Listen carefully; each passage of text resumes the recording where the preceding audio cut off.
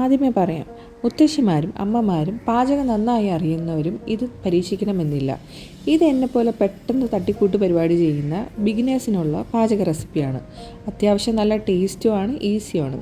ഈ ചട്ടി അവിയൽ നമ്മൾ വീഡിയോ കാണുന്ന പോലെ സ്റ്റൗ ഓണാക്കി ചട്ടി വെക്കാം. അതിലേക്ക് നമുക്ക് ഇഷ്ടാനുസരണം പച്ചക്കറി ചേർക്കാം. ലേശ ഉപ്പും കുറച്ച് വെള്ളം ഒഴിച്ച് നന്നായി വേവിച്ചെടുക്കും. ഇടയ്ക്കിത് ഇളക്കി കൊടുക്കണം. ഇടയ്ക്ക് പച്ചക്കറി വെന്തോന്ന് ശ്രദ്ധിക്കുകയും വേണം.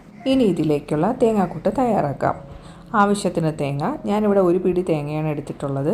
1 ടീസ്പൂൺ ചെറിയ ജീരകം, 2 പച്ചമുളക്, 1/4 ടീസ്പൂൺ മഞ്ഞൾപ്പൊടി എന്നിവ ജസ്റ്റ് ഒന്ന് ക്രഷ് ചെയ്ത് നമ്മുടെ വെന്ത പച്ചക്കറിയിലോട്ട് ചേർത്ത് കൊടുക്കാം. എന്നിട്ട് സ്റ്റൗ ഓഫ് ചെയ്ത് അടച്ചു വെക്കാം. അങ്ങനെ നമ്മുടെ അവസാന പാർട്ടിലേക്ക് എത്തിയിരിക്കുകയാണ്. ചട്ടി വെക്കുക, ശുദ്ധമായ വെളിച്ചെണ്ണ ഒഴിക്കുക, കുറച്ച് കടുകും കറിവേപ്പിലയും 1 വറ്റൽമുളകും ഇട്ട് കടുക് വറുത്ത് നമ്മുടെ അവിയലിലോട്ട് ഒഴിക്കുക. ഇത് അത്യാവശ്യം തരക്കേടില്ലാത്ത നല്ല ടേസ്റ്റുള്ളൊരു അവിയലാണ്. എല്ലാവരും ട്രൈ ചെയ്ത് നോക്കൂ.